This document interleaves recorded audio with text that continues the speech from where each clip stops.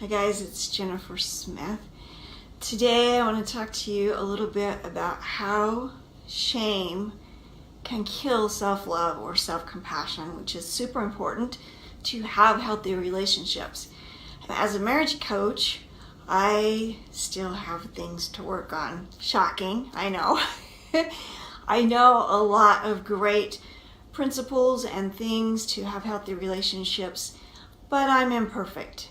And so today I'm going to be a little bit vulnerable and share a story that happened to me just the other day that illustrates how shame can be harmful to our relationships and how it kind of crushes that self-love and that self-compassion, the healthy kind that we need to have in our lives.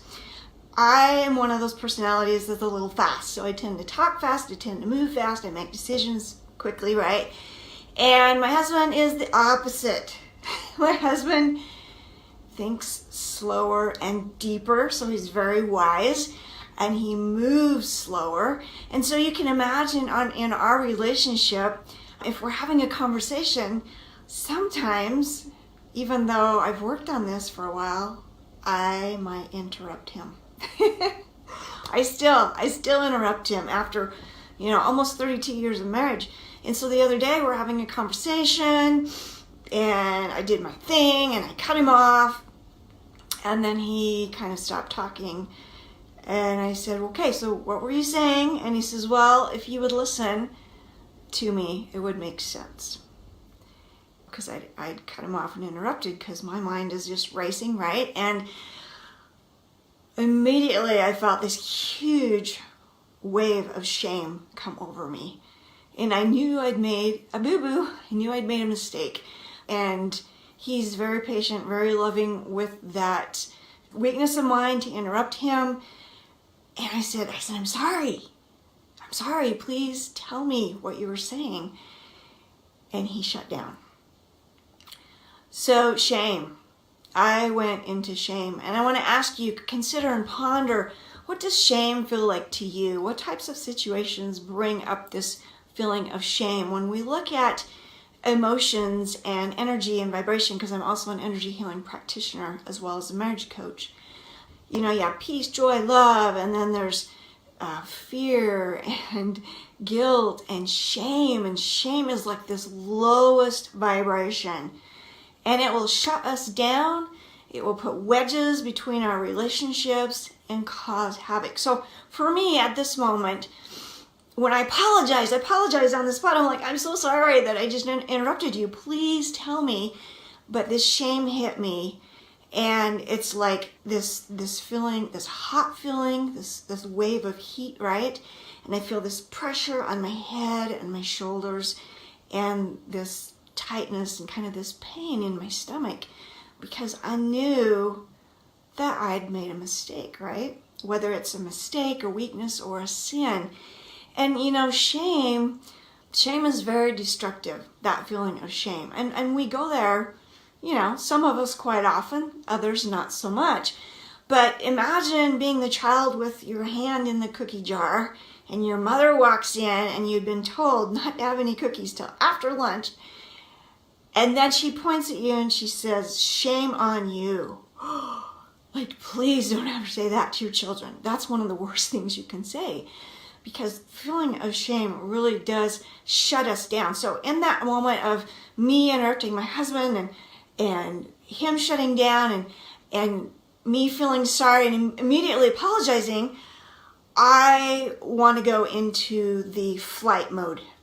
Okay, so when we get in this feeling of shame, it sends us into our animal brain, and sometimes people want to fight and be angry, fight back when they feel this shame. Sometimes we just want to freeze, and then other times we want to go into flight mode, which was me. I just wanted to run. I wanted to do like the silent treatment, right? Because he didn't accept my apology, and here I'm the one that made the mistake. And I felt bad because he wouldn't finish the conversation. It's almost like I wanted him to apologize to me for not accepting my I'm sorry, because immediately I knew I'd made a mistake. So I wanted to go into the silent mode and to come back to this situation and hopefully finish the conversation. And he's pretty awesome because he can let things go pretty quickly, sometimes too quickly, I think. And I was still hanging on to it, an hour or so later, and he comes back to wherever I was in the room and then just goes on asking me questions and having a normal conversation, and he's let it go, right? And I'm still going to hang on to it. So shame can do that to us as well. We can stay stuck in shame for a long time, and it's causing these unhealthy feelings and thoughts to come between us and those that we love.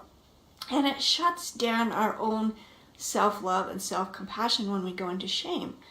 Because when we look at little toddlers and children, like I remember my kids going into the bathroom, and I did daycare for quite a few years, and little daycare children going in the bathroom, and you know how they just have fun with the toilet paper roll? They just pull it, and sometimes it's into the toilet as they're pulling it, right? So I would never scold or shame little children for doing things like that. They're making a mistake. They're clogging the toilet by mistake. They didn't do it intentionally.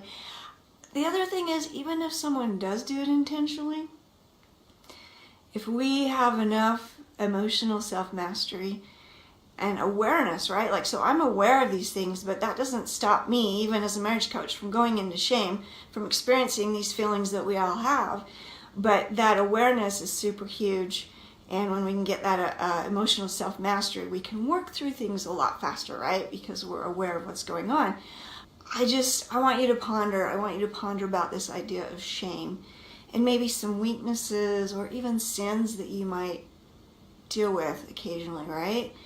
And what does shame feel like to you?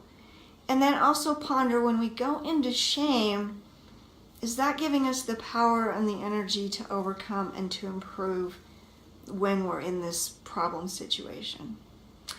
And probably not. And there again, we've shut down our self-love and our self-compassion. We would have the self-love and compassion for those little toddlers putting the toilet paper into the toilet, depending on what kind of day we had, right? Like if we were already maxed to the top with stress and pressure, maybe we wouldn't at the moment have that self-compassion towards that little child. But anyway, so ponder how it feels like to go into shame, how that affects your relationships. It is really damaging when we go into our animal brain, we go into that fight, flight, or freeze mode. And when we shut down, when we disconnect from those that we love so dearly. So I want to finish my story with a positive example of how I didn't go into shame. So this morning I got up. My husband, I thought, was up getting ready for work. Sometimes he'll get up earlier than me. And I was needing to run into our little office. And in our office, we actually have just a twin-size bed. It's like a guest bed. And I was going to take this little note in there to put on a binder. And I flip on the light. And my husband's laying there in bed, all snuggled up in the covers. And I'm like, oh my gosh, And I felt bad. I felt bad that I maybe just interrupted his sleep. But I didn't feel shame like I had before when I had interrupted him in our conversation and then he shut down and wouldn't finish the conversation. But I just felt bad because it was not my fault. I just made a little mistake, even if you can call it that. I didn't know he was in there, right? And so later I asked him, I said, why were you in there anyway? And he said, well, I didn't sleep very well last night. I was up for a few hours. I went in there to listen to conference talks, hoping that would help me fall asleep, and I didn't want to disturb your sleep. And so super sweet of him to do that because I had a great night of sleep last night.